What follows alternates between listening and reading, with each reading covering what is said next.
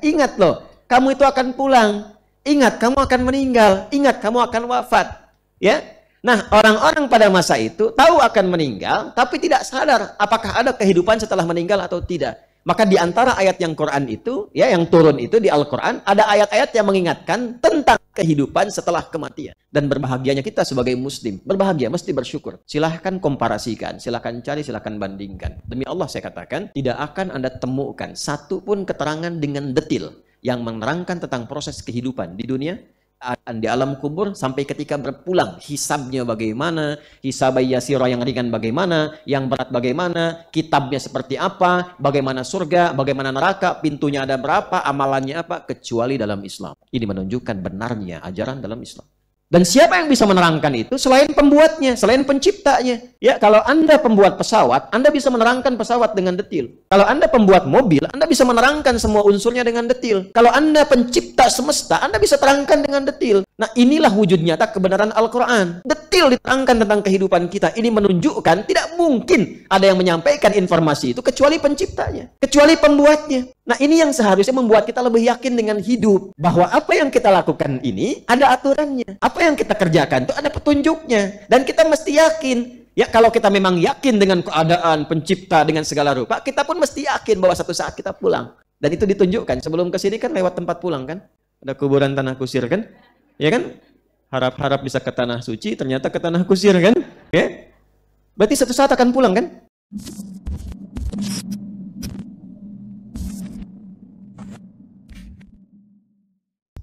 A'udzu billahi minasy syaithanir rajim.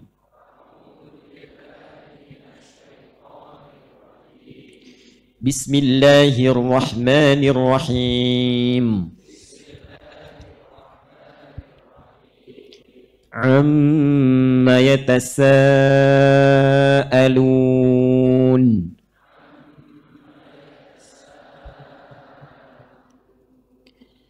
عن النبأ العظيم. Bukan ajim, azim. عن النبأ العظيم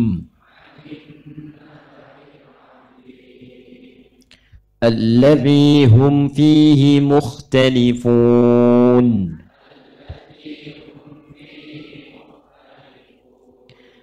كلا سيعلمون ثم كلا سيعلمون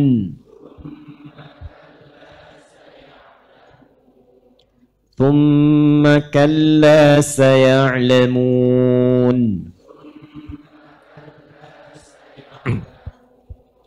Baik, itu yang kita baca di pertemuan yang lalu. Saya sinopsiskan sejenak bahwa di era-era awal turunnya Al-Quran kepada Rasulullah SAW, di periode Mekah sebelum Nabi Hijrah, maka turunnya Quran ini menjadi berita viral di kalangan masyarakat pada saat itu. Karena memang belum pernah ada ayat-ayat, kalimat-kalimat yang desainnya seperti Al-Quran.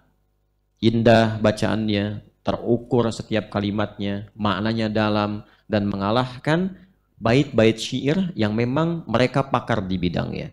Tidak ada formulasi di situ, formulasi yang dimaksudkan rumus-rumus untuk syair, yang kelak di kemudian hari diwujudkan dalam bentuk ilmu arud, ilmu untuk membuat syair dalam bahasa Arab atau menata qasidah. Rumusnya ada 16. Dari formulasi tawil misalnya, tawilun lahudun al-bukhuri fadailu, fa'ulun mafa'ilun, fa'ulun mafa'ilu. Dari sini dikeluarkan, bikin puisi sesuai dengan rumus ini. Atau rajaz misalnya, mustaf'ilun, mustaf'ilun, mustaf'ilun, mustaf'ilun, mustaf'ilun, mustaf'ilun. Maka dibuat puisi, rumusnya ini. Indah, kadang ujungnya sama semua. Kalimatnya tertata.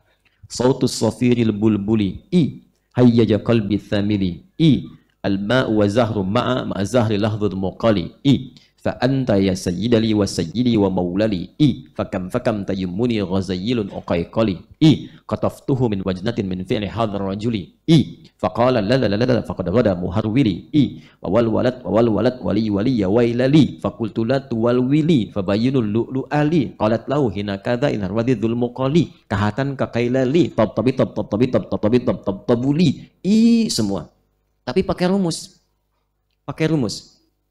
Maknanya biasa aja, apa yang dilihat jagonya orang Arab dulu, apa yang dilihat langsung bisa bikin puisi. Lihat unta, jadi puisi unta. Betul, lihat gunung, puisi gunung. Jadi kesan maknanya begitu saja, tapi itu menjadi referensi otentik tentang kejadian yang berlaku bahkan ratusan tahun sebelum lahirnya Nabi. Dan yang paling jenius membaca itu di antara sahabat Nabi adalah Umar bin Khattab radhiyallahu taala anhu. Sampai ada buku namanya Abqariyatu Umar, kejeniusan Umar.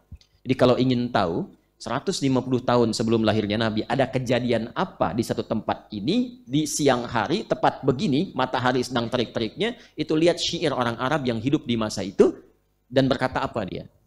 Itulah syair. Makanya nanti dalam salah satu cara menafsirkan Al-Quran di antara pelengkapnya mengetahui syair orang-orang Arab untuk menunjukkan kejadian apa yang menyebabkan Quran turun.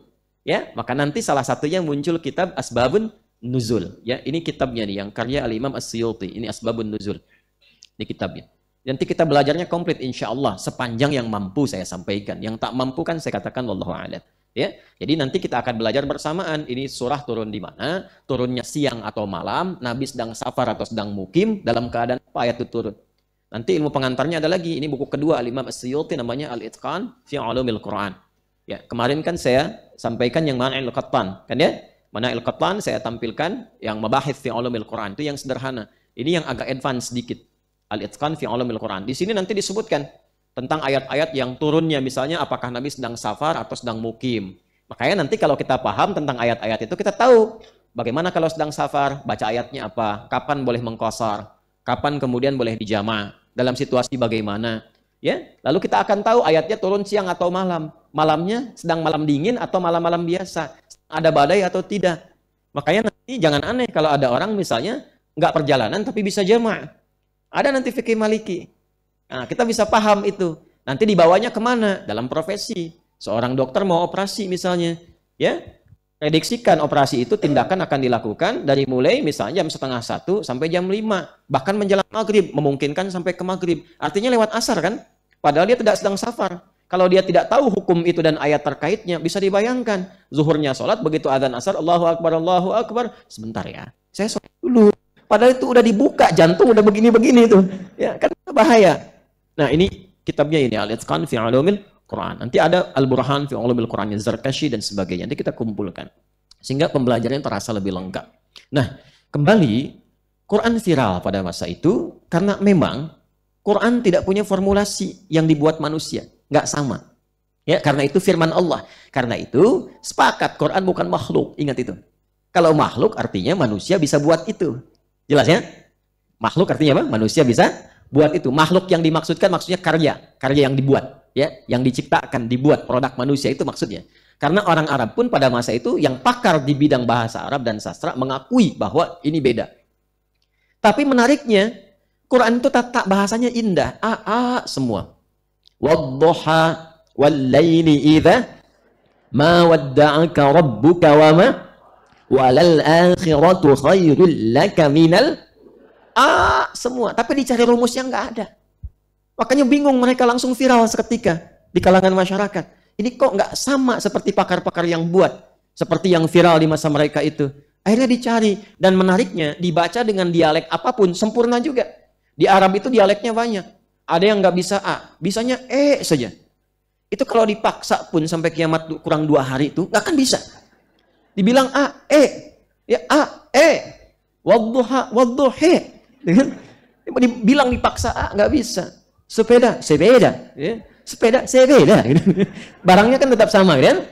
Nah, jadi ketika dibaca dengan dialek itu, tetap bunyinya. Wadduhi wal-laili idza saja ma wadda'aka rabbuka wa ma qala. Sama semua tuh. Dan itu nanti dialek yang muncul. Tapi maknanya sama, serupa, tidak ada perbedaan. Itulah indahnya Quran, langsung viral. Yang kedua, itu maknanya menghunjam kepada jiwa, bukan makna biasa. Kalau syair biasa tuh abas istilahnya. Ya, apa aja disyairkan, lihat pohon, syair. Mirip film-film India kan, lihat pohon nyanyi gitu kan, lihat bunga nyanyi gitu kan. Nah, dulu orang jahiliyah juga mirip-mirip begitu. Dan ibu-ibunya kalau jalan-jalan kadang dikasih gelang bu di kakinya. Ingin tampil sehingga jalannya kecik gitu, ingin kelihatan itu tabarruj namanya. Maka nanti ada ayat wala tabarrujna tabarrujal jahiliyatil ula. Jadi mereka tuh seperti itu, refleks. Apa aja dibuat, Quran tidak. Apa yang disampaikan langsung memunculkan getaran kepada jiwa. Makanya kan Umar bin Khattab itu dengar Toha langsung jatuh hatinya. Toha, bum, ada hujam kepada jiwanya. Langsung berubah. Dan banyak orang ketika mendengar Quran itu seburuk-buruknya, catat kalimat ini ya, bikin status juga boleh. Sejahiliyah-jahiliyahnya orang jahiliyah. Ulang ya, sejahiliyah-jahiliyahnya orang jahiliyah. Dengar 2 huruf dari Quran, bisa tobat. Artinya kalau ada orang sekarang yang mengklaim tidak seperti jahiliyah, diperdengarkan berhuruf-huruf dari Quran belum tersentuh, berarti ada sekat dalam jiwanya yang melebihi keburukan orang jahiliyah di masa lalu. Orang jahiliyah itu kan dikenal buruk, tapi dengar Quran bisa tersentuh jiwanya. Dan bisa membawa mereka sadar dan tobat. Ada apa dengan orang sekarang? Yang bahkan hatinya tidak sekeras batu, tapi keadaannya lebih keras dibandingkan dengan batu. Bacakan Yasin, belum tersentuh. Al-Kahf, belum tersentuh. Al-Baqarah, belum tersentuh. Dengan cara apa lagi mesti dilunakkan hatinya? Alam ya'ni lilladzina amanu an takhsha'a qulubuhum li dzikrillah. Apa belum tiba saatnya semua untuk ingat kematian bahwa akan kembali kepada Allah? Belum tibakah saatnya untuk taubat? Itu kata Al-Quran. Dan itu ada di surat Al-Hadid. Besi yang keras. Besi yang keras saja bisa lunak. Kenapa hatimu yang tidak seperti besi kok nggak lunak-lunak? Ya. Nah, itulah indahnya Quran sampai viral. Dan di antara yang viral berita dari Quran itu adalah berita tentang hari kiamat, hari kebangkitan, dan setidaknya perpisahan kita dengan dunia. Mereka karena terpisah jauh dari wahyu cukup lama, sekitar 600 tahun sebelum era Nabi Sallallahu Alaihi Wasallam. Jangankan 600 tahun, saya sekarang usia 38 tahun. 38 tahun lebih 20 hari. Ya, saya urut ke belakang. Saya lahir hari Selasa, 11 September 1984. Sampai dengan sekarang berarti usia saya 38 tahun lebih 20 hari.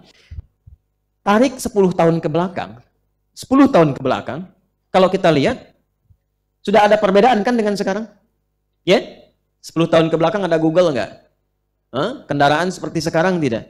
Tidak. Kita masih bisa menikmati pemandangan yang bagus-bagus, kan? Alam dan sebagainya. Interaksi bisa langsung, masih kenal, tahu serta dengar siapa yang wafat di 3 bukit ke belakang.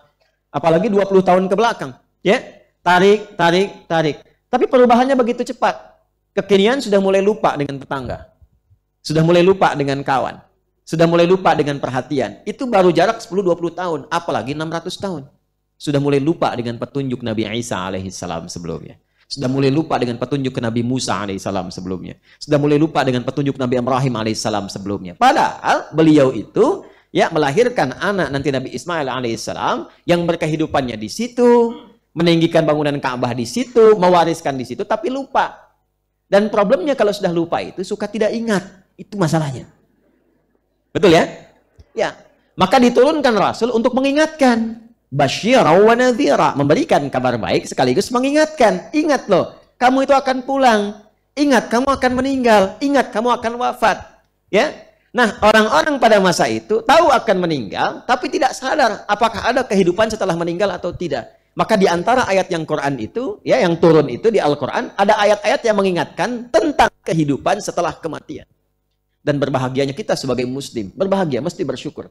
Silahkan komparasikan, silahkan cari, silahkan bandingkan. Demi Allah saya katakan, tidak akan Anda temukan satu pun keterangan dengan detil yang menerangkan tentang proses kehidupan di dunia, di alam kubur, sampai ketika berpulang. Hisabnya bagaimana, hisab yasira yang ringan bagaimana, yang berat bagaimana, kitabnya seperti apa, bagaimana surga, bagaimana neraka, pintunya ada berapa, amalannya apa, kecuali dalam Islam. Ini menunjukkan benarnya ajaran dalam Islam. Dan siapa yang bisa menerangkan itu selain pembuatnya, selain penciptanya? Ya, kalau Anda pembuat pesawat, Anda bisa menerangkan pesawat dengan detil. Kalau Anda pembuat mobil, Anda bisa menerangkan semua unsurnya dengan detil. Kalau Anda pencipta semesta, Anda bisa terangkan dengan detil. Nah, inilah wujud nyata kebenaran Al-Quran. Detil diterangkan tentang kehidupan kita. Ini menunjukkan tidak mungkin ada yang menyampaikan informasi itu kecuali penciptanya. Kecuali pembuatnya. Nah, ini yang seharusnya membuat kita lebih yakin dengan hidup. Bahwa apa yang kita lakukan ini ada aturannya. Apa yang kita kerjakan itu ada petunjuknya. Dan kita mesti yakin. Ya, kalau kita memang yakin dengan keadaan pencipta dengan segala rupa, kita pun mesti yakin bahwa satu saat kita pulang. Dan itu ditunjukkan. Sebelum ke sini kan lewat tempat pulang kan. Ada kuburan tanah kusir kan. Ya kan? Harap-harap bisa ke tanah suci, ternyata ke tanah kusir kan. Ya. Berarti satu saat akan pulang kan? Nah, sekarang saya mau bikin gambar begini. Ya. Skemanya begini. Sekarang kita ada di mana? Ya, di Masjid An-Nur ya, tanah kusir. Di bumi, di dunia kan? Masih ingat, bumi itu tempatnya. Al-Ard. Al-Ard itu pada asalnya setiap tempat yang dipijak sebetulnya. Ard. Fokus. Sifatnya disebut dengan dunia. Dunia itu sifatnya. Ya. Ad-dunya. Dari kata dana yadnu dunuwan wa dunyaan. Sesuatu yang rendah, cepat, hilang, punah. Itu dunia. Jadi sehebat-hebatnya status yang disandang saat di dunia pada akhirnya akan punah. Kalau bukan dunia meninggalkan kita, kita yang meninggalkan dunia. Dan semua sifat yang ada di dunia itu pasti akan rusak. Fana sifatnya. Itu ada gelas. Dibiarkan, nggak usah diapa-apakan. Rusak sendiri. Itulah dunia. Jadi mempertahankan apapun pada akhirnya hilang. Itulah dunia. Jabatan apakah selamanya? Tidak, ada batasnya. Kekayaan ada batasnya. Artinya apa? Segala sesuatu yang kita lakukan, semua dalam konteks berkehidupan di sini, dimanapun tempatnya di bumi ini, mau di tanah kusir, Jakarta, di Jawa secara umumnya, di Sumatera atau Indonesia secara umumnya, ataupun di luar Indonesia, pada akhirnya sifatnya tetap sama. Sepanjang di sini, sifatnya ini. Sepanjang di Ardun, sifatnya ini. Ardun itu tempat yang dipijak. Sekalipun keluar dari bumi, tinggal di bulan, tinggal di Mars, setiap memijak, itu Ardun namanya. Tetap. Fana juga. Wafat juga, selesai juga. Nah ini, maaf sekali. Bukan sekedar diketahui, tapi harus disadari. Kalau hanya tahu, anak kecil pun tahu. Tapi kalau sadar, membuat kita berpikir, dari berpikir itu kita menyiapkan diri. Jadi setelah pergi dari sini, pulangnya kemana? Itu kan pertanyaan dasarnya. Ya.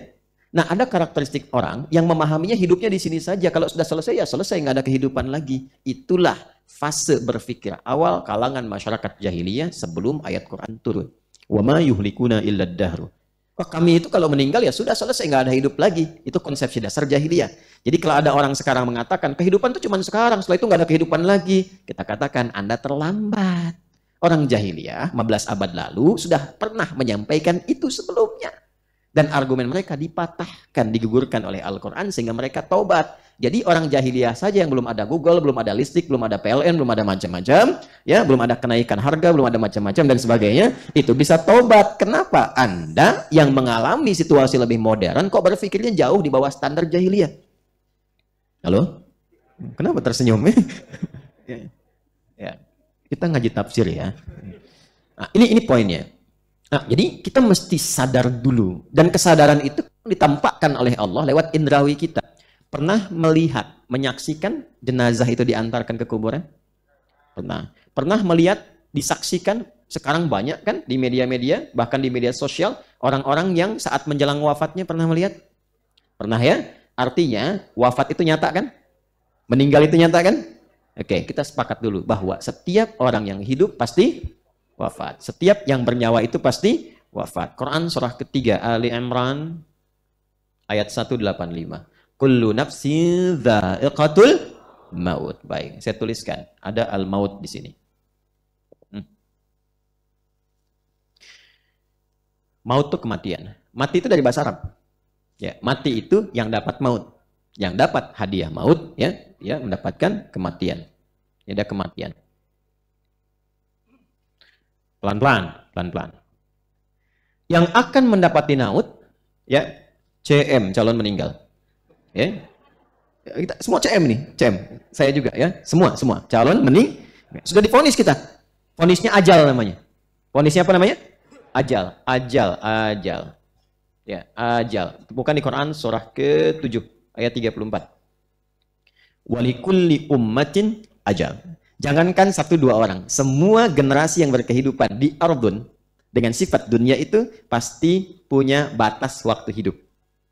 Yang dirahasiakan oleh Allah supaya kita semangat menjalani hidup sekaligus waspada kapan saja ajal tiba kita siap. Itu maksudnya. Jadi hikmah sifat ini dirahasiakan ajal supaya kita terus waspada, berbuat baik terus. Dan sadar, makanya kata para ulama, kalau terfikir berbuat maksiat, bayangkan seketika wafat supaya maksiat itu tidak jadi dilakukan. Ada tawaran korupsi, bayangkan bagaimana kalau menerima itu wafat. Sehingga dengan kesadaran penuh itu, takut untuk berbuat itu, tinggalkan. Ya, ada tawaran untuk nyogok misalnya. Bayangkan saat nyogok itu wafat. Ya, sehingga ketika itu terfikir dilakukan, kita tarik mundur. Nggak jadi dilakukan. Bagaimana ketika wafat, dikenal wafat dalam keadaan sedang korupsi, disebutkan koruptor. Viral di dunia dengan perbuatan jahat, viral di akhirat dengan maksiat. Ya, itu kan sesuatu yang harusnya menyentuh kepada jiwa itu. Ya, paham ya? Nah ini dia, ajal namanya. Nah kemudian setiap kita karena sudah mendapatkan ajal, maka sudah pasti akan pulang. Calon meninggal, yang akan meninggal, itu bahasa Arabnya disebut dengan mayyit. Ada tasydidnya, mayyitun.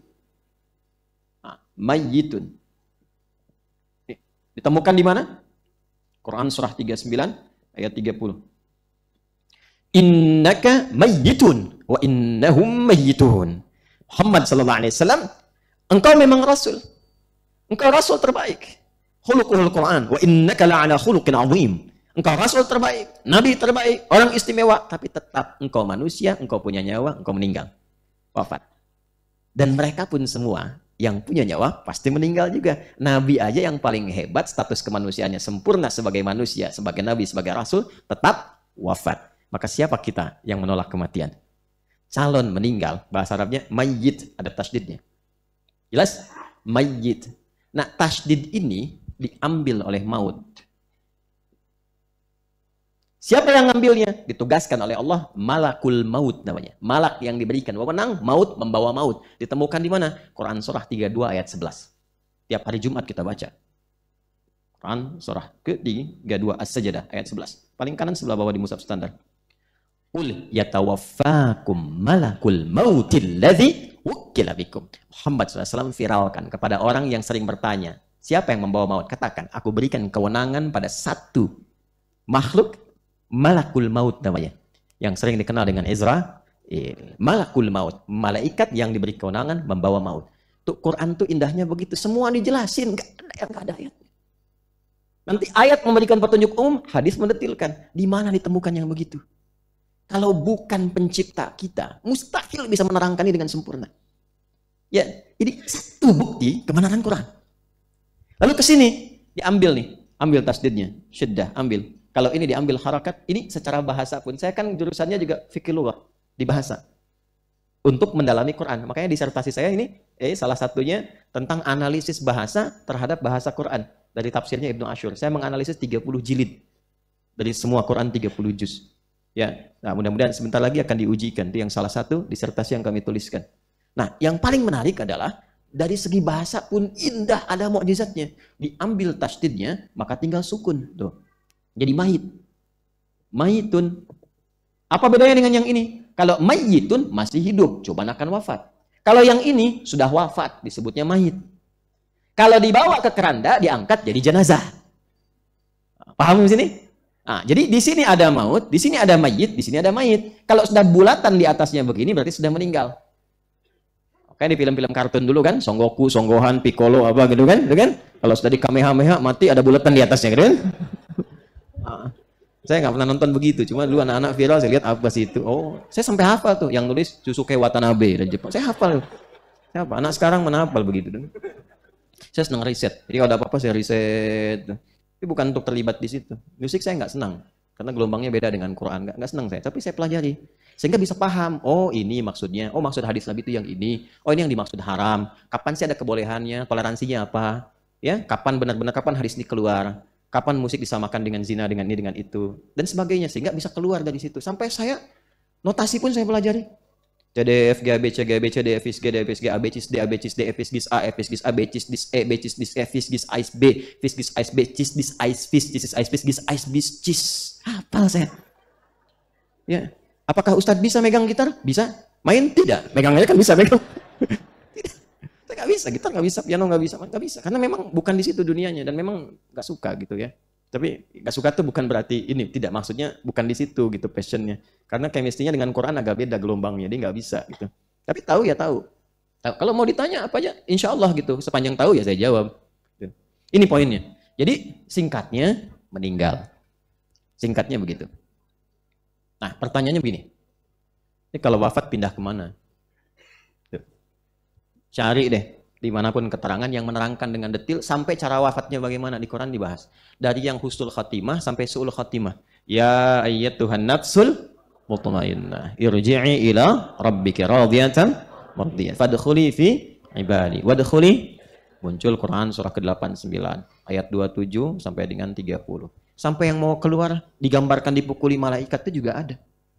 Tapi nyatanya kan yang merasakan. Kalau nggak percaya nanti silahkan saja. Konsekuensinya akan didapatkan ketika mengalami itu. Tapi yang ingin saya katakan, semua keterangan itu ada di Quran.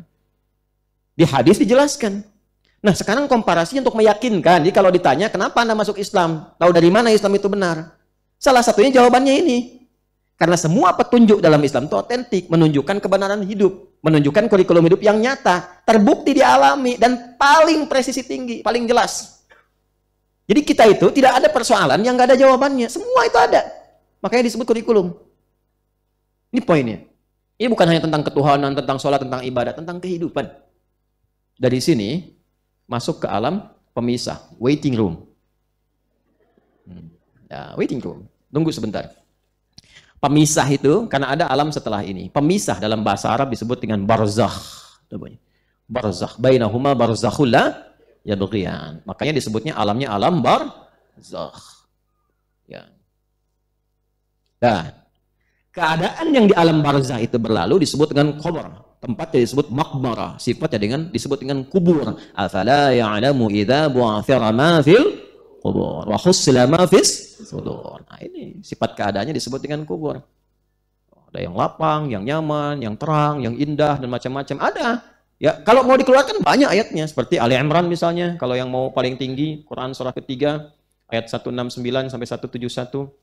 ولا تحسبن الذين قتلوا في سبيل الله أمواتا بل أحياء عند ربهم يرزقون فرحين بما آتاهم الله من فضله ويستبشرون بالذين لم يلحقوا بهم من خلفهم ألا خوف عليهم ولا هم يحزنون. Ada orang-orang yang masuk ke kuburnya mendapatkan kenikmatan luar biasa, enak semua nikmat, sampai-sampai kalau dia mampu, kata Quran, dia akan datangi keluarganya mengatakan, jangan banyak sedih, jangan menangis, apalagi meratap-ratap, jangan lakukan.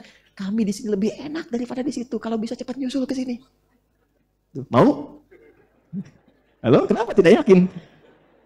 Orang beriman itu siap menghadapi kematian. Harus yakin. Mati kapan aja. Masa nggak siap? Harus siap.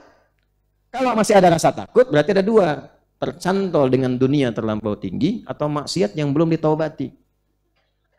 Itu serius. Nanti kalau sudah melewati fase itu, tenang. Kapan aja dipanggil siapa aja. Hak Allah kan untuk memanggil kita. Terserah. Mau kapan aja pulang, terserah Allah yang punya. Kita kan punya Allah. Mau diambil kapanpun kan mesti siap. Siap kalau sekarang wafat?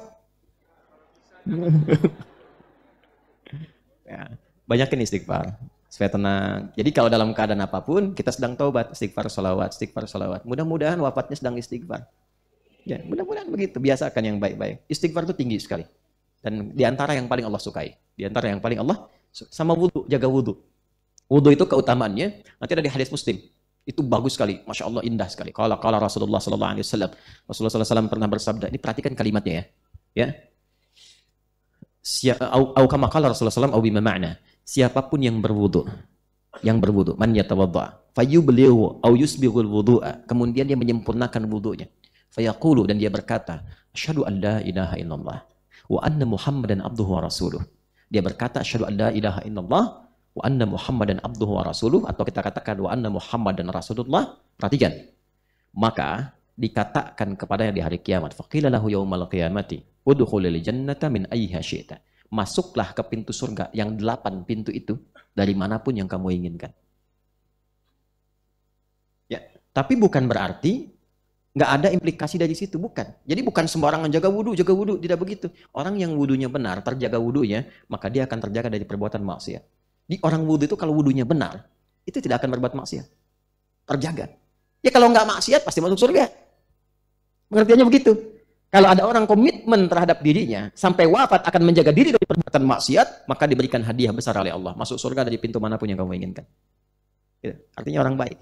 Orang baik. Nah singkatnya, ini wafat dalam kubur, masuklah kemudian fase yang terakhir. Akhir sesuatu dalam berkehidupan bagi makhluk yang tidak ada setelah itu kehidupan lagi, maka ditambahkan dari kata akhir itu dengan ta. Dari kata akhir tambahkan ta menjadi akhirat. Akhirat. Akhirat. Ini sifat menunjukkan kepada sesuatu yang akhir, ujung sesuatu yang nggak ada ujungnya lagi. Ya, ini kan ada tembok nih. Tapi kan setelah itu ada ruang lagi kan? Ada ruang lagi terus gitu ya. Nah, ini ujung, nggak ada ruang lagi, setelah itu nggak ada kehidupan lagi setelah itu. Maka tambahkan kata akhir dengan ta. Menjadi akhirat. Ini yang pertama, dunia. Ini yang terakhir. Yang pertama, lawan dari sifat yang terakhir disebut dengan ula namanya. Al-ula. Nah, muncullah kemudian firman Allah, walal akhiratu khairul laka minal ula. Nyambung semua. Nah, nanti, teman-teman sekalian, akhir kehidupan tuh di sini nih. Jadi ini puncaknya, nggak ada kematian lagi. Kalau di sini masih wafat, pindah ke sini, waiting room. Jadi kalau di sini meninggal, semua status dunia hilang, nggak ada beda kalau udah sampai sini. Ya, makanya kalau udah masuk alam kubur, sifat dunia hilang, sifat dunia hilang. Semuanya sudah berharapnya satu gelar kan, almarhum. Itu aja kan? Apapun itu statusnya, berharapnya almarhum. Almarhum itu yang disayang. Kalau pengen disayang, berbuat baik. Ini udah banyak maksiat, mabuk iya, zina iya, korupsi iya. Meninggal almarhum.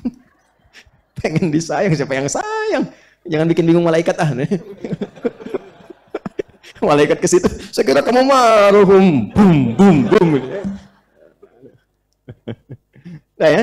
Nah, jadi Quran tuh begitu, Quran ngaji tuh ada aja gitu, semua nyambung semua. Nah, ini walal akhiratu khairul laka minal. Udah, teruskan. Jadi puncaknya di sini, kalau ini statusnya hilang dengan kematian, selesai. Jadi kalaupun ada orang merasa misalnya kaya, kekayaannya selesai. Sama aja yang cukup pun, yang cukup. Saya tidak katakan miskin ya. Kaya lawannya apa? Cukup, bukan miskin. Lawannya cukup. Karena Allah memberikan rizki selalu cukup untuk kebutuhan kita. Yang miskin itu yang tidak merasa cukup dengan pemberian Allah. Saking sayangnya Allah masih diberikan lagi lewat skema zakat. Lewat skema infak, supaya keluar dari rasa itu. Cuma memang pengennya miskin, ya itu persoalannya. Ya, tapi bukan berarti menjadi aib nanti kalau itu digunakan untuk ketaatan kepada Allah. Ada bab sendiri nanti, ada bab sendiri. Makanya pernah menemukan kalimat orang miskin masuk surga lebih cepat dibanding orang kaya. Miskin siapa yang dimaksudkan di situ? Bukan miskin maksiat. Udah miskin maksiat, nggak sholat, mabuk macam-macam. Nah itu nggak mungkin masuk surga lebih cepat daripada yang selainnya. Balik ke sini. Ini selesai. Ini nunggu, puncaknya sampai sini, maaf, tidak ada status lagi kecuali bekal kesolehan yang dibawa. Jadi kalau di sini fakir, fakir selamanya. Kalau kaya, kaya selamanya. Karena sifatnya selamanya, maka disebut dengan abadi. Sifat keabadian yang melekat kepada makhluk disebut dengan khalidun. Dari kata khalada yakhludu, jamaknya khalidun. Dinasabkan untuk menguatkan kepada jiwa dengan nasab pakai jar, tancapkan pada jiwamu, maka berubah dengan ya khalidin. Makanya sering kita dengar di Quran, khalidina fiha, sifat ini. Kalau Allah baqa, bukan khalada. Khalid itu untuk makhluk. Kalau bagi Allah baqa, wujud kidam baqa, bukan khalid. Khalid untuk makhluk. Jelas ya? Nah, yang ingin saya katakan adalah kita mesti sadar bahwa kita akan pulang. Nah, ini di era jahiliyah belum ada pengetahuan ini. Tahunya setelah meninggal selesai hidup. Turunlah ayat Quran menjelaskan tentang ini semua, tentang surga, tentang neraka, tentang ini, tentang itu, tentang kubur dan sebagainya. Viral. Viral. Dari viral itu ada sebagian orang yang masih tetap ingkar, tetap nyoal tanpa argumentasi. Maka ditekankan di ayat keempat dan kelima, kalla saya'lamun. Thumma kalla, karena banyak diskusi dan sebagainya, viral, banyak diskusi, banyak menentang, ada yang yakin, ada yang ragu-ragu, maka berbeda pendapat. Ada yang berbeda, berdebat dan sebagainya, disebut ikhtilaf. Orang yang ikhtilaf mukhtalif, jamaknya pakai un di ujungnya. Tinggal tambahkan un membentuk jamak. Muslim satu orang, muslimah perempuan satu orang. Jamakkan muslimun. Soim satu orang, banyakkan soimun. Mukmin satu orang, banyakkan mukminun. Mukhtalif satu orang, banyakkan mukhtalifun. Alladzi hum fihi mukhtalifun. Kita berhenti di kalimat mukhtalifun. Ini di sini viral, banyak jadi perbincangan. Di tempat mereka ngopi dibicarakan, di tempat mereka diskusi dibicarakan, di tempat mereka niaga dibicarakan, viral. Tapi yang paling bermasalah adalah sudah jelas ayatnya, sudah terang keterangannya, sampai kepada jiwa masih ada yang ingkar. Ibarat ditunjukkan matahari terbit di timur, kelihatan mataharinya langsung kelihatan, masih ingkar juga. Maka orang seperti ini turunlah ayat yang keempat. Kalla, ini yang kita turunkan. Itu belum dibahas kan yang kallanya? Baru makna umum kan? Kita masuk kepada ayat yang keempat. Nah, ini yang mau kita kaji sekarang. Di sini materi pokoknya. Yang tadi mau mukadimah kedua. Ini baru kita ngaji nih. Ya. Kalla. Kalla. Saya tuliskan 4. Kalla saya'lamun. Yang sebelumnya, tafsir sebelumnya silahkan dilihat di episode sebelumnya. Yang ini kita masuk ke 4 dan 5. Tsumma kalla saya'lamun. Ya, 4, 5. Kitab tafsir yang menjadi rujukan hari ini namanya tafsir Ruhul Ma'ani. Apa namanya? Ruhul Ma'ani. Bukan ruhut, ruhul.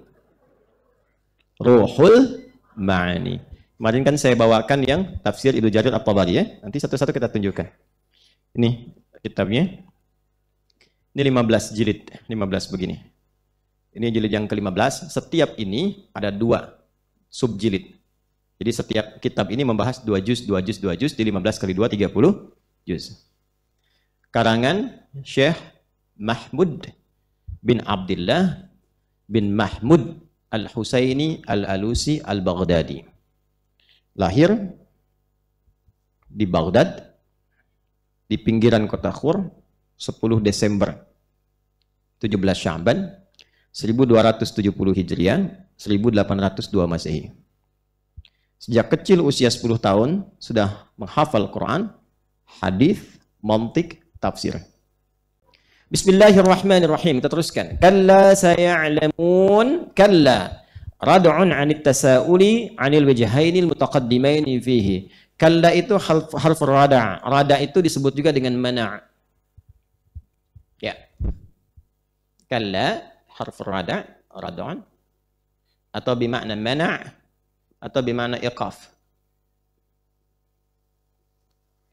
Berarti mencegah atau menghentikan sesuatu, mencegah atau menghentikan sesuatu yang tidak berfaedah, tidak bermanfaat,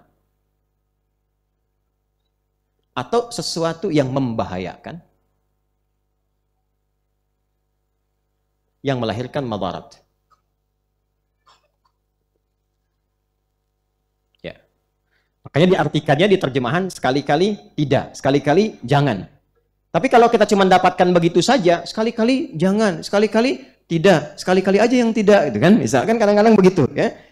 Pengaruh ke hatinya tuh nggak dalam gitu. Tapi kalau kita mengerti kalau ada kala berarti ada bahaya. Itu maksudnya.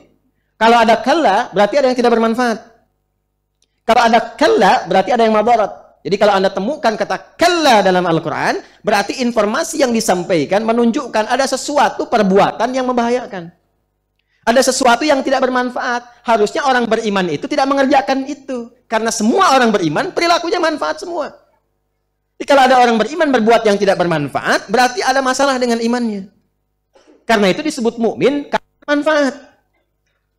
Mata memandang yang bermanfaat, telinga dengar yang bermanfaat, lisan bicara yang bermanfaat. Kalau lisan berkata yang tidak bermanfaat, berarti pengaruh iman ke lisannya tipis. Kenapa tipis? Karena ada perbuatan-perbuatan di lisan yang tidak dilakukan menguatkan iman. Iman itu sandingannya taat. Iman sandingannya taat. Lawannya maksiat. Jadi kalau perangkat iman dipakai taat, iman akan menguat. Perangkatnya apa? Tubuh. Ini perangkatnya nih, dari ujung kepala sampai ujung kaki. Kalau lisan dipakai taat, kata-kata yang baik saja, yang mulia saja, imannya akan kuat.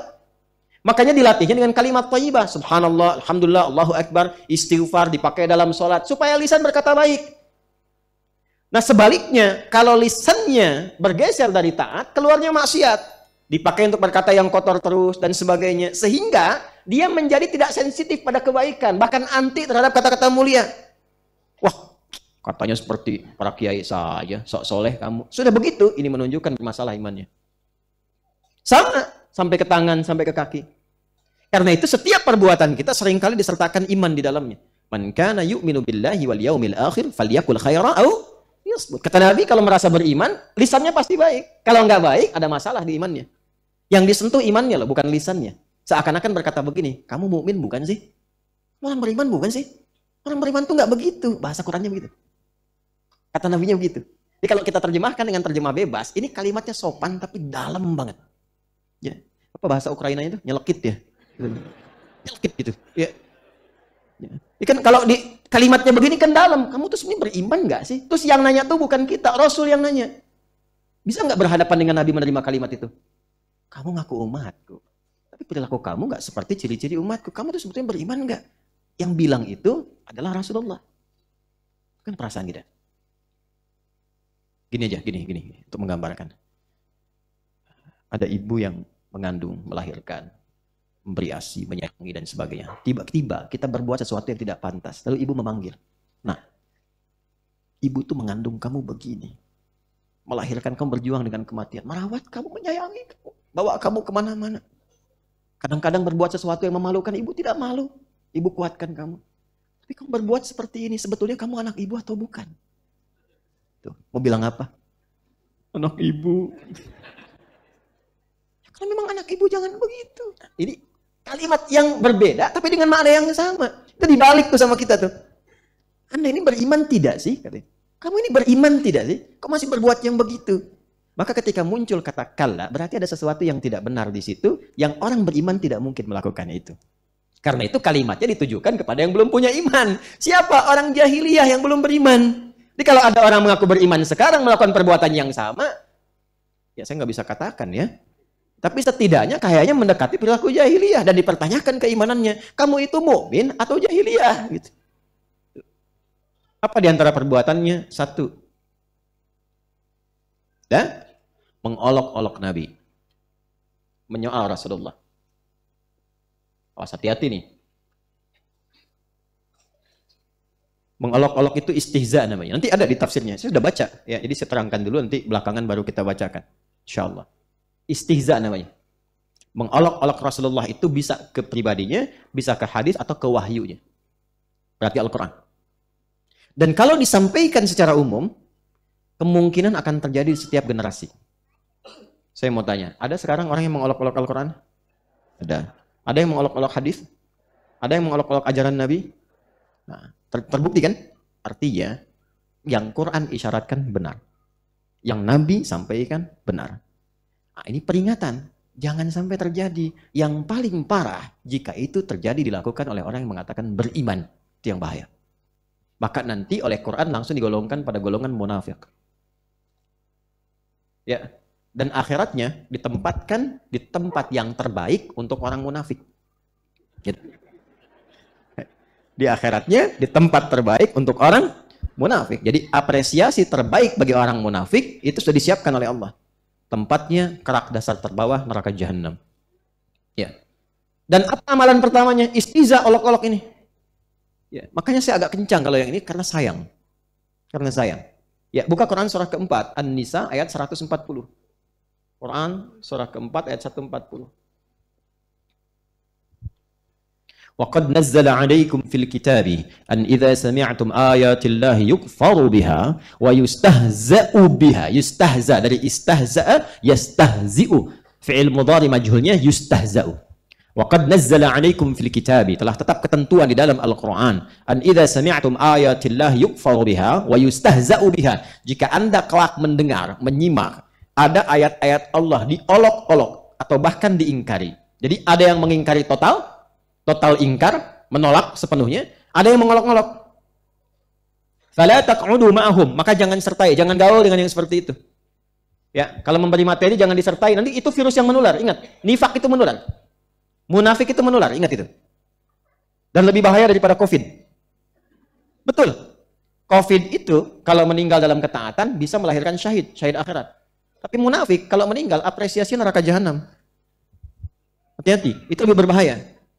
Kemudian apa? Fala taq'udu mahum hatta yakhudu fi haditsin ghairi, sampai dia tobat. Itu saking sayangnya Allah masih diminta tobat, jangan lakukan. Makanya kalimatnya kalla di An-Naba. Jadi tafsirnya sebelumnya sudah ada. Kalla, jangan, itu bahaya. Itu saking sayangnya Allah. Kalau tidak sayang nggak akan diperingati. Orang tua kalau sayang kadang-kadang demikian kan? Jangan. Ya, marahnya orang tua kan bukan karena benci, tapi lebih karena sayang kan? Karena tahu, karena punya pengalaman. Apalagi Allah yang tahu segalanya. Ya, karena Allah betul-betul sayang, ibu punya rahim, ibu marah, Allah sifatnya rahim. Itu. Jadi ketika menyampaikan misalnya dengan keras peringatan, pengingat, ya itu ditafsirkan awalnya bukan karena sifat ghadab atau marah bencinya, bukan, karena sayangnya. Mumpung belum meninggal, masih ada kesempatan taubat, jangan lakukan itu. Kala, jangan, itu bahaya. Bahaya. Jangan lakukan. Ya. Jelas di sini? Baik. Teruskan ayatnya, hatta yakhudu fi haditsin ghairi, masih di An-Nisa ayat 140. Innakum idzam mithluhum. Ini yang saya sebut menular. Itu Allah yang sampaikan langsung. Kalau kamu terus ikut ceramahnya, ikut pengajiannya, baca bukunya, pengen tahu aja, disimak, nyemplung ke situ, terpengaruh. Karena orang-orang semacam ini, munafik itu di Quran, itu disifati dengan kata-katanya sering menarik.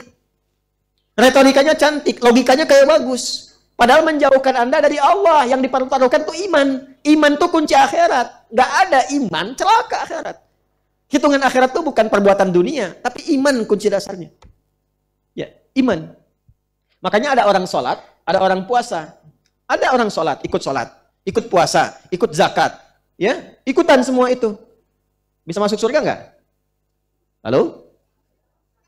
Kalau tidak tahu katakan wallahu a'lam. Ini lebih cepat. Ada orang sholat, ada orang puasa, ada orang zakat. Bisa masuk surga nggak? Belum tentu kalau dia tidak beriman. Nah, imannya nomor 1. Kan sekarang ada orang sholat ikut-ikutan sholat kan, tapi belum beriman. Puasa ikut-ikutan puasa. Ya kan? Kalau dikerjakan tanpa iman, itu hanya perbuatan dunia saja. Dapat apresiasi, ya, ada petunjuk cepat hidayah. Alhamdulillah masuk Islam, alhamdulillah. Ada dalam kebaikan, dalam pengertian kita sebagai mukmin. Mesti yakin. Mesti yakin itu. Tapi kalau cuma berbuat baik dunia, tidak ada imannya, Allah balas di dunia. Adilnya Allah dibalas di dunia karena dia mengerjakan untuk dunia. Itu yang dimaksudkan ketika Sayyidah Aisyah radhiyallahu taala anha bertanya pada Rasulullah sallallahu alaihi wasallam. Ya, bima makna si fulan itu orang baik ya Rasulullah? Si fulan itu non muslim, baik sekali. Dia nyumbang, dia bantu, dia donasi, ya, perbuatannya baik. Bagaimana statusnya di akhirat? Masuk surga enggak? Itu yang turun langsung ayat. Surah ke-25 Al-Furqan ayat 23. Wa qadimna ila ma 'amilu min 'amalin faj'alnahu haba'an manthura. Dengan keadilanku, kata Allah, karena dia mengerjakan itu, motivasinya dunia bukan akhirat, maka dibalas dengan balasan dunianya. Allah adil. Kan kalau mengerjakan dunia dibalas akhirat tidak adil kan?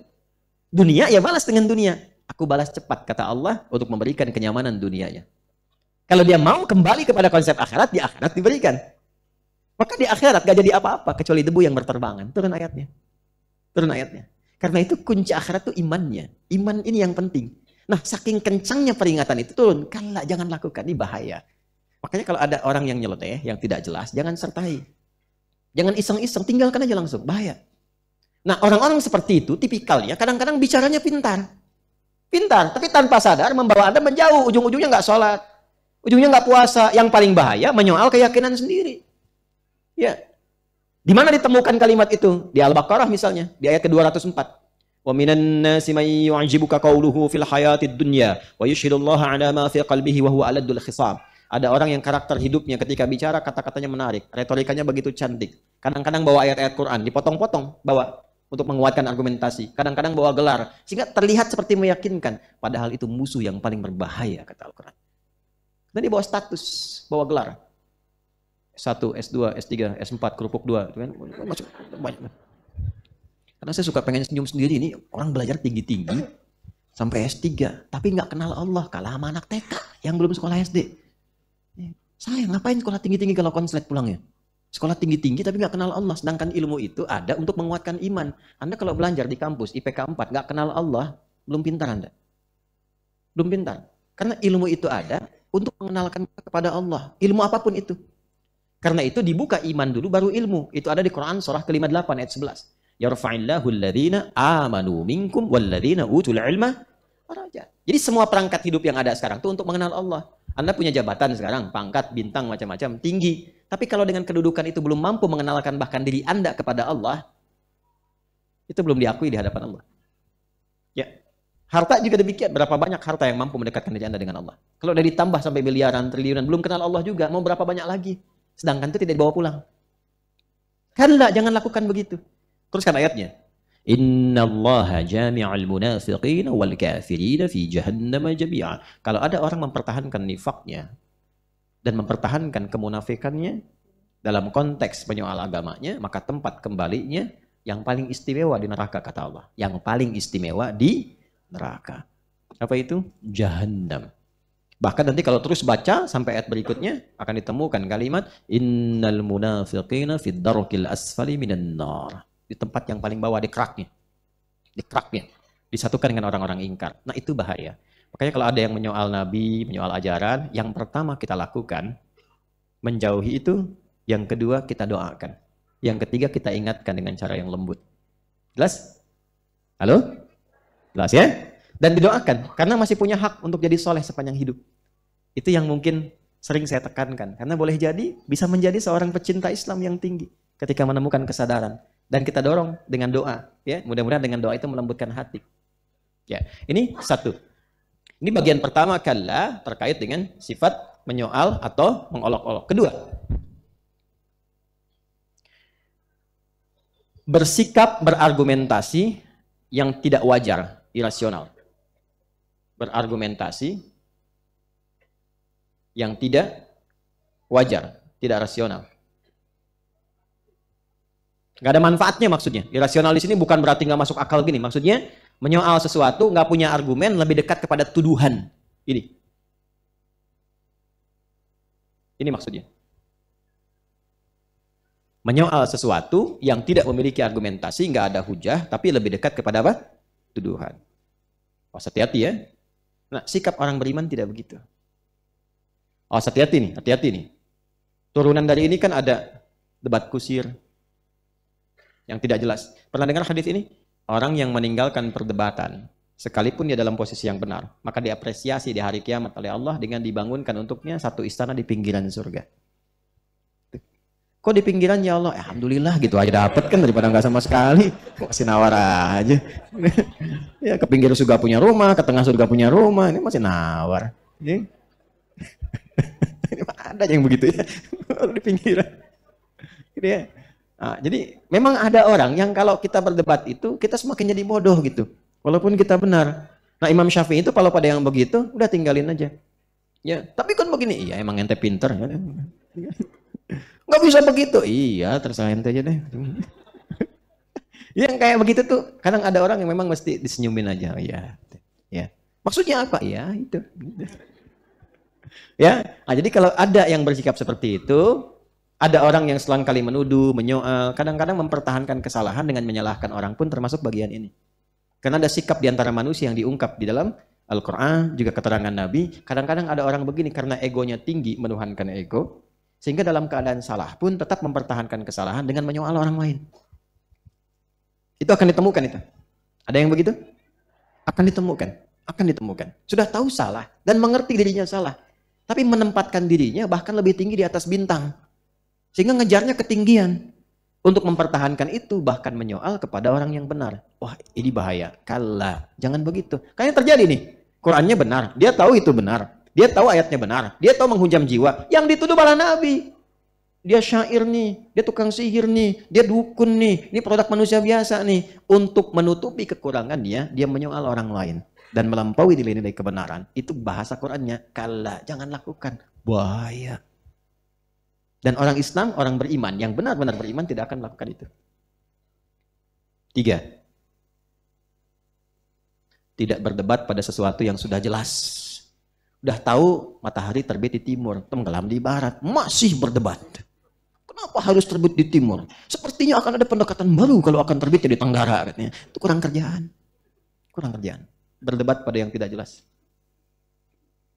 Yang tidak jelas. Termasuk menyoal yang sudah jelas. Kalau sesuatu sudah jelas, jangan banyak ditanyakan.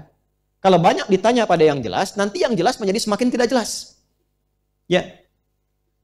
Dan semakin menyulitkan. Kisah Al-Baqarah kan begitu. Yang dimulai di ayat 67 itu. Ya, kemudian nanti mengerucut di ayat ke 73 sampai 73. Dan bisa mengeraskan hati di ayat 74-nya. Padahal kan cuma disuruh nyembelih sapi. Udah jelas sapi mana aja. Mau besar, mau kecil, mau yang warnanya kuning, yang merah, masih ditanya kan. Sapi yang bagaimana? Jadi susah. Oh itu sapinya yang berwarna kuning keemas-emasan. Yang bagaimana lagi? Kan banyak yang begitu. Yang nggak pernah dipakai membajak. Yang bagaimana lagi? Yang nggak pernah dipakai untuk yang berat-berat. Akhirnya nyarinya susah. Wa makadu yaf'alun. Jadi kalau disuruh beli sabun sama ibu, sama nenek, beli sabun. Nggak usah nanya. Mereknya apa? Oh, saya nggak usah sebut merek, nanti endorse ya. Merek A, cari. Yang di mana tokonya? Apakah yang Maret, yang April, yang Januari, yang mana? Itu, yang April. Yang mana? Yang dekat kuburan atau jauh dari kuburan? Yang pelayannya laki-laki atau perempuan? Yang laki-laki. Begitu ke sana balik lagi.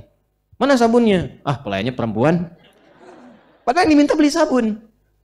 Jelas ya? Makanya nanti di Al-Maidah, di ayat 91 akan turun nanti. Ya, akan turun kalimat ya ayyuhalladzina amanu, imannya dulu la tasalu an asya'a in tubdalakum tasukum. Ayat 101, serat bukan 91 tapi 101. Hai semua orang yang beriman, tipikal orang beriman itu tidak mempertanyakan sesuatu yang sudah jelas. Kalau bertanya pada yang jelas, lama-lama yang jelas nanti menjadi semakin tidak jelas. Udah tahu sholat subuh itu cuma 2 rakaat, dibikin stadium general. Bahas, ujung-ujungnya pada sholat. Itu problemnya. Paham ya? Baik, jadi kalau menemukan kala berarti ada sesuatu yang ya, ada sesuatu madarat, ada sesuatu yang tidak bermanfaat. Ciri orang beriman mesti menjauhi itu semua. Teruskan. Kalla saya'lamun. Teruskan. Ya, maksudnya saya teruskan mau baca ini. Baik. Wa an ikhtilafi bi ma'na mukhalafatin nabi mukhalafatir rasul sallallahu alaihi wasallam fi amril ba'thi. Apalagi kemudian menyoal Rasulullah sallallahu alaihi wasallam terkhusus dalam ayat ini tentang hari kebangkitan. Maksudnya apa? Di antara perbuatan yang sangat berbahaya adalah menyoal atau bertentangan atau menyelisihi Nabi sallallahu alaihi wasallam secara nyata pada hal-hal pokok. Maka itu yang sangat membahayakan, termasuk tentang perkara hari kiamat. Saya'lamun wa'idun li ulaikal mutasailin al mustahzi'in bi tariqil istinafi wa ta'lilil irada'. Kemudian, nah ini wassin, nah ini yang saya senang. Wassinu littaqribi wat ta'kid. Kalla pernah dengar yang ini? Kalla saufa ta'lamun. Ada? Tsumma kalla saufa nanti kita dapatkan itu di Al-Adiyat ya. Tapi di sini sa. Tidak menggunakan saufa. Kenapa pakai sa tidak pakai saufa? Kenapa di sana saufa, di sini sin saja, sa. Wassinu, kata Syekh Mahmud Al-Alusi, wassinu, sin di sini, lit-taqrib wat-ta'kid. At-taqrib wat-ta'kid. At-taqrib mendekatkan sesuatu. Menunjukkan bahwa yang dijanjikan itu akan datang dengan cepat. Dekat waktunya. Tidak lama. Ta'kid untuk menguatkan. Ya, ta'kid untuk menguatkan. Biasanya diartikannya sebentar lagi gitu. Misal gini. Aina Ustaz Adi? Kemana Ustaz Adi? 7:30 kok belum tiba, kan? Padahal waktu ngajinya misalnya 7:30. Enggak kok, bukan 7:30, jam 8. Oh iya, pas dia di flyer betul jam 8. Jam 8 belum datang. Tanya DKM, Ustaznya kemana Pak? Dijawab sama DKM. DKM bisa bahasa Arab. Ustaz sayati. Sinnya maksudnya takrib, sebentar lagi. Ustadz sebentar lagi tiba. Terus ada takkidnya menguatkan. Saya tegaskan ya, saya yakinkan. Nih WA-nya. Udah deket tuh, dibelokkan sebentar lagi. Cuman lampu merah. Karena itu harus berhenti. Sebentar lagi, paling 3 menit nyampe. Nah itu sin fungsinya. Jelas? Kalau pakai saufa, masih ada etape, tahapan. Ada jeda. Ada jeda. Dijanjikan tiba, tapi ada tahapan-tahapan yang dilalui begini. Itu saufa namanya. Jadi kalau ada DKM mengatakan saufa ya'ti, nah itu udah sarapan aja dulu. Ya. Itu belum jelas kapan datangnya. Saufa datang emang belum jelas tapi kapan. Jelas ya? Nah, di sini pakai saya'lamun. Kalla, jangan lakukan itu. Saya'lamun. Kelak kamu akan mengerti. Dan itu nggak lama, sebentar lagi kamu tahu akibat dari perbuatan itu. Jelas?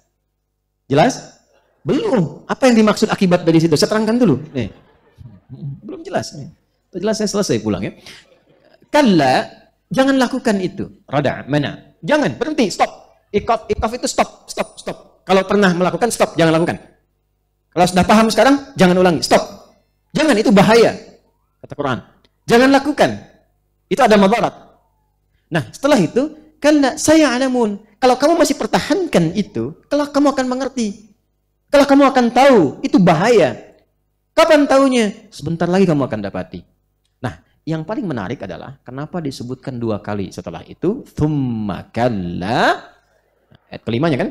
Ini kalla saya'lamun, yang ini thumma kalla. Nah, perhatikan baik-baik.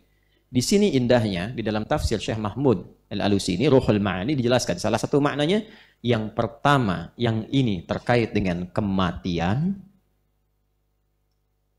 Yang ini terkait dengan pembuktian akhirat saat kiamat. Bahasa gampangnya gini, kamu belum tahu itu bahaya. Kamu merasakan bahwa itu nggak ada pengaruhnya buat kamu. Ya, bahkan yang paling fatal begini, ada orang yang terlalu banyak dunia dengan maksiatnya, dengan berbuat maksiat, datang dunianya.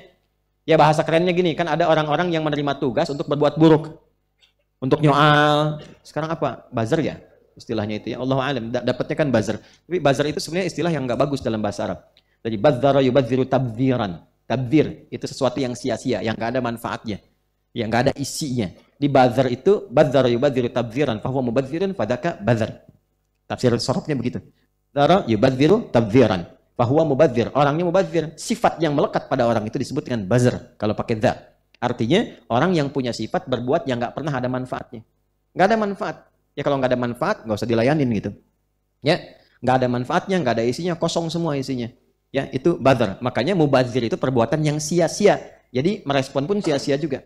Jangan dipotong kalimat saya. Ini saya lagi nerangkan itu tuh ya. Oh, Ustaz Adi Hidayat mengkonter tentang buzzer. Ya apa-apalah silakan aja. Ini ya, saya kan lagi nerangkan makna dia buzzer. Dan disebut perbuatan sia-sia itu termasuk perbuatan setan. Makanya nanti ada ayat mengatakan innal mubadzirina kanu ikhwana syayatin. Para buzzer itu teman-temannya ada yang bilang tuh. Nah, ya, maksudnya lebih banyak berbuat yang sia-sia, maksudnya begitu. Oh, sini ada musim-musim situasi politik. Ya, saya nggak ada kaitan sama itu. Saya hanya menerangkan ayat saja. Paham? Ya, jadi buzzer itu temannya banyak berbuat yang sia-sia. Setiap orang yang berbuat sia-sia, walaupun bukan buzzer, tetap itu terkena provokasi setan. Ya. Jadi makna umum kadang-kadang mengerucut kalau diprofesikan, itu problemnya. Ya, buzzer itu kan istilah lama.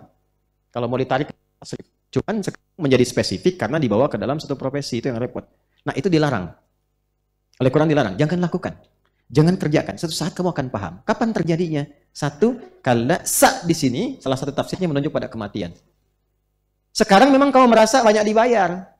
Dapat proyek ini, proyek gitu kan. Serang ini, serang itu, ini, dapat uang. Dicegah kalau kamu benar-benar mengaku beriman, kamu mengatakan saya muslim juga. Ente muslim tapi begitu, jangan lakukan. Benar nggak beriman? Ini yang nyoal Quran. Benar nggak muslim? Benar nggak punya iman? Jangan lakukan. Kalau masih dilakukan seperti itu, sekarang kamu merasa nyaman, nanti sakaratul maut kamu rasakan. Ya. Ada yang ambles kuburannya. Itu. Oh, sekarang bahaya nih. Kalau saya bilang begini, kadang-kadang ada video gitu kan dipotong, ada yang ambles kuburannya. Sekarang saya nggak kesana ya, was tuh. Karena suka dipotong-potong tuh. Saya ngeliat video, kapan saya bilang begini gitu saya tuh. Maksudnya bukan ke sini, munculin. Ya, memang dunia itu serba begitu sekarang. Hati-hati ya. Ini, jadi yang pertama diberikan itu saat sakaratul maut. Makanya Firaun itu karena tidak mau tobat, itu ditunjukkan saat sakaratul mautnya.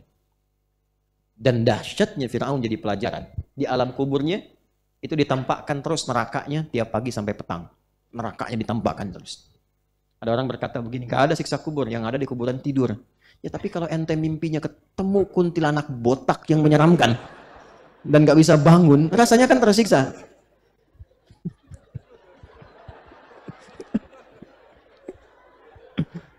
Ada orang mimpi ketemu kuntilanak, pengen, oh astagfirullah bangun kan.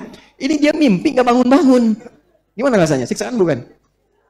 Ibu lihat anak mimpi, kenapa? Pas bang ayah bangun ayah, kenapa? Mimpi tenggelam katanya kan, kok masih bisa bangun? Dia mimpi ketemu neraka tiap pagi sampai petang, nggak bangun-bangun, kebayang nggak tuh? Ya, makanya nanti ada yang pertama ilbal yakin tuh Quran, informasinya benar, meyakinkan. Masih nggak percaya, ainal yakin, kelihatan.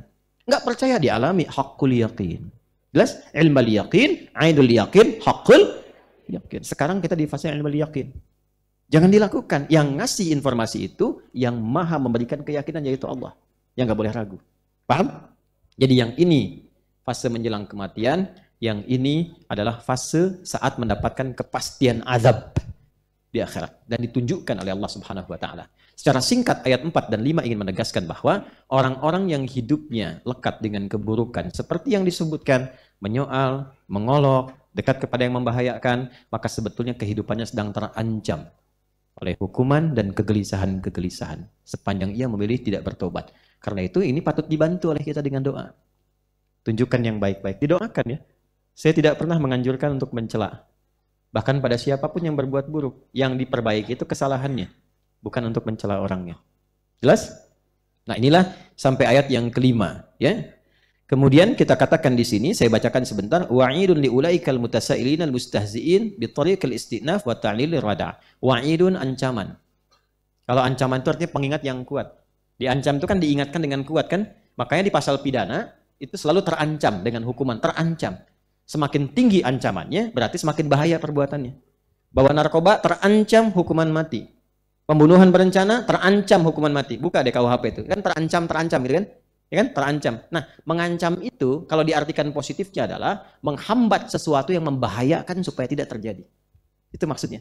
Nah, ini bahasa Qur'annya nanti kalau diambil di tafsir wa'id. Jadi ada wa'dun wa wa'idun. Wa'dun motivasi kebaikan, memberikan gambaran berita gembira. Wa'idun ancaman yang menghambat supaya tidak terjadi karena membahayakan. Nah, kalau ada kalla itu harfu wa'id yang menunjukkan ancaman sesuatu yang beresiko tinggi, jangan dilakukan. Kalau tetap dipertahankan, ini hukuman itu akan ditempatkan menjelang kematian, dirasakan di alam kubur sebagai pendahuluan, dan di akhirat sebagai siksa yang nyata. Dan ini hanya akan menyentuh bagi insan beriman. Wa dzakir fa inna dzikra tanfa'ul mu'minin. Ingatkan kata Quran, yang mau ingat itu hanya insan beriman. Jadi kalau disampaikan ini kita masih punya iman, ke hati akan ada hunjaman. Disiapkan dengan baik. Paham? Baik. Sekarang mengenai argumentasinya. Dari mana kita tahu kalau ini benar? Logikanya apa? Karena ada orang yang disyaratkan oleh Al-Quran, ada orang yang berpikirnya selalu mengandalkan logika. Kalau nggak logis dia nggak mau terima. Apa logikanya ini benar? Apa logikanya informasi ini benar? Apa logikanya Allah itu menyampaikan dengan benar? Dari mana taunya Allah itu pencipta dan sebagainya? Dari mana taunya ancaman ini benar? Buktikan dong secara logika. Nah, bagaimana menjawab itu semua? Kita akan teruskan di pertemuan berikutnya. Gitu. Alhamdulillah, segala puji hanya bagi Allah, Tuhan semesta alam, yang telah memberikan kita kesempatan untuk mendengarkan ceramah yang sangat luar biasa ini dari Ustadz Adi Hidayat. Semoga setiap kalimat dan ilmu yang telah disampaikan bermanfaat dan menjadi cahaya dalam kehidupan kita, serta dapat menjadi bekal bagi kita dalam menghadapi kehidupan dunia dan akhirat. Kita semua berharap agar Allah Subhanahu wa Ta'ala senantiasa menjaga kita dalam ketaatannya, serta memberikan hidayah dan rahmatnya kepada kita semua. Sebagaimana yang telah kita dengarkan tadi, kehidupan dunia ini adalah sebuah perjalanan yang singkat dan penuh ujian. Al-Quran, dengan segala keindahan bahasa dan kedalaman maknanya, memberikan kita petunjuk hidup yang jelas.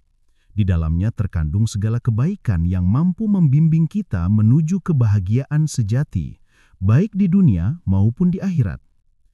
Ustadz Adi Hidayat dengan penuh kebijaksanaan mengingatkan kita bahwa kematian adalah hal yang pasti. Setiap yang hidup pasti akan merasakannya, namun kematian bukanlah akhir dari segalanya. Kematian adalah awal dari kehidupan yang kekal, yang hanya bisa kita capai dengan amal baik dan iman yang kokoh kepada Allah Subhanahu wa Ta'ala. Al-Quran mengajarkan kita untuk selalu bersiap menghadapi kehidupan setelah mati. Setiap perbuatan kita di dunia ini akan dipertanggungjawabkan di hadapan Allah Subhanahu wa Ta'ala.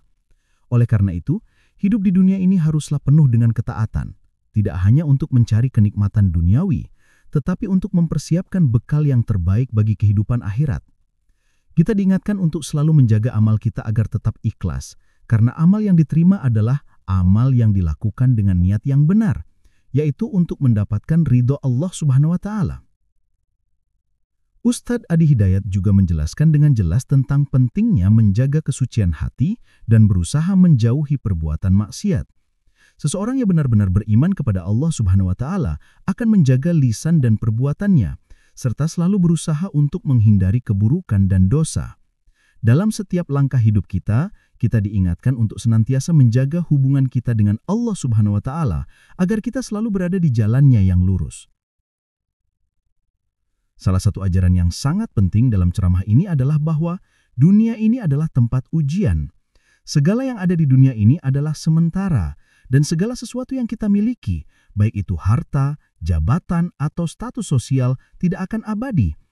Kita hanya dipinjamkan oleh Allah Subhanahu wa Ta'ala untuk sementara waktu. Sebagai orang yang beriman, kita harus selalu ingat bahwa segala sesuatu yang kita lakukan di dunia ini akan membawa dampak besar di kehidupan akhirat. Oleh karena itu, kita harus selalu mempersiapkan diri dengan amal solih yang dapat mengantarkan kita pada kebahagiaan abadi di surga. Selain itu, kita juga harus senantiasa merenungkan bahwa hidup ini penuh dengan ketidakpastian. Kematian bisa datang kapan saja dan kita tidak pernah tahu kapan Allah Subhanahu wa Ta'ala akan memanggil kita. Oleh karena itu, kita harus selalu menjaga diri kita dengan berbuat baik, menghindari perbuatan yang tidak bermanfaat, dan terus berusaha meningkatkan kualitas ibadah kita. Setiap detik hidup kita adalah kesempatan untuk beramal, dan setiap amal yang kita lakukan dengan niat yang tulus akan mendapatkan pahala dari Allah Subhanahu wa Ta'ala. Sebagaimana yang kita dengar tadi, Ustadz Adi Hidayat juga mengingatkan kita untuk senantiasa bersyukur atas segala nikmat yang diberikan Allah Subhanahu wa Ta'ala. Nikmat yang terbesar adalah iman dan Islam yang membawa kita pada jalan yang benar. Sebagai umat Islam, kita harus menjaga nikmat ini dengan sebaik-baiknya. Kita harus menjaga iman kita dengan selalu berusaha untuk belajar dan memahami ajaran Islam dengan baik, serta mengamalkannya dalam kehidupan sehari-hari. Untuk itu, saya mengajak Anda semua yang menonton video ini untuk selalu merenungkan setiap pesan yang telah disampaikan oleh Ustadz Adi Hidayat. Semoga kita bisa mengamalkan setiap ajaran yang beliau sampaikan dalam kehidupan kita sehari-hari. Jangan hanya berhenti pada pengetahuan yang didapat, tetapi terapkanlah ilmu itu dalam tindakan nyata sehingga kehidupan kita menjadi lebih baik, lebih dekat dengan Allah Subhanahu wa Ta'ala. Jika Anda merasa video ini bermanfaat, saya mengajak Anda untuk memberikan like, share, dan subscribe channel ini agar semakin banyak orang yang bisa merasakan manfaat dari ceramah yang penuh ilmu dan hikmah ini. Dengan berbagi, kita ikut serta dalam menyebarkan kebaikan dan pengetahuan yang bermanfaat untuk umat. Semakin banyak yang menonton dan mendapatkan manfaat, semakin besar pula pahala yang kita peroleh. Selain itu, mari kita bersama-sama mendoakan Ustadz Adi Hidayat. Semoga Allah Subhanahu wa Ta'ala senantiasa memberikan beliau kesehatan, kekuatan, dan keberkahan dalam setiap langkah hidupnya. Semoga beliau senantiasa diberi hidayah dan petunjuk dalam menyampaikan ilmu, dan setiap ilmu yang beliau ajarkan menjadi amal jariah yang terus mengalir pahalanya. Silahkan tuliskan doa-doa terbaik Anda untuk beliau di kolom komentar sebagai bentuk rasa terima kasih kita atas segala ilmu yang telah beliau bagikan kepada kita. Akhir kata, hidup di dunia ini memang sementara, tetapi apa yang kita lakukan di dunia ini akan berpengaruh besar pada kehidupan kita di akhirat. Oleh karena itu, mari kita terus berusaha memperbaiki diri, menjaga amal ibadah kita, dan selalu mengingat bahwa kehidupan akhirat adalah tujuan sejati kita. Semoga Allah Subhanahu wa Ta'ala memberikan kita kekuatan untuk menjalani hidup ini dengan penuh kesabaran dan ketaatan kepadanya, serta menuntun kita ke jalan yang lurus menuju surganya. Terima kasih sudah menonton video ini sampai akhir. Semoga Allah Subhanahu wa Ta'ala senantiasa memberikan petunjuk, keberkahan, dan rahmatnya kepada kita semua. Wassalamualaikum warahmatullahi wabarakatuh.